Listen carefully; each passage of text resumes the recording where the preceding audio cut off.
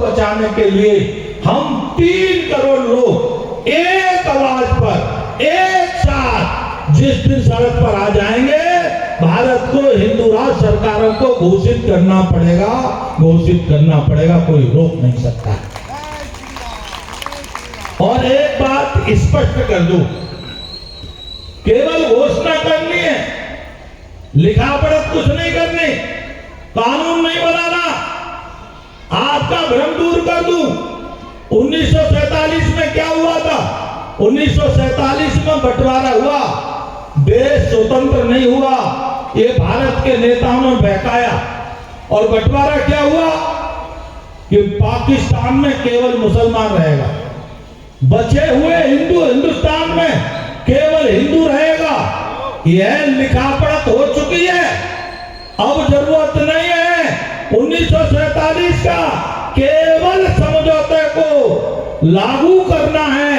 उसमें यह तय किया गया है कि पाकिस्तान में एक हिंदुस्तान आएगा पाकिस्तान से, और भारत से एक मुसलमान पाकिस्तान जाएगा। और भारत हिंदू राष्ट्र, इसीलिए हिंदू राष्ट्र था, हिंदू राष्ट्र है और हिंदू राष्ट्र रहेगा, कोई रोक नहीं सकता। और आज पूरा विश्व, जैसे मैंने कहा, अशांति और मानवता विरोध की ओर जा रहा है। तो आज पूरे विश्व को केवल सनातन का मानने वालों की तरफ निगाह लगी है कि ये हमारा मार्गदर्शन करे। पूरा विश्व अंधकार में डूबा है, पूरा विश्व केवल लूटपाट में और अत्याचार में लगा हुआ है।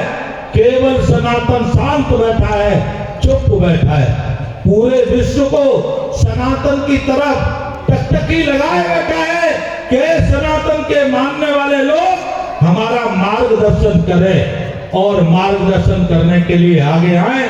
ऐसे पूरे विश्व की अपेक्षा है, हमसे आशा है, और हमसे आशा होना स्वाभाविक ही है। क्योंकि एक बात और बता देता हूं आपको, भारत से यह अपेक्षा आशा क्यों है? आप लोग भी सोचते होंगे, भारत में भगवान के 24 अवतार हुए, कल्प भेद में 24 अवतार होते हैं भगवान के, और यह अवतार जो बची हुई शेष भूमि भारत की है, इसी में होते, कहीं और दूसरी जगह होते नहीं। पहला और अंतिम अवतार आपने सुना होगा, राजा मनु की कथा सुनते, भागवत सुनते, उसमें आती है।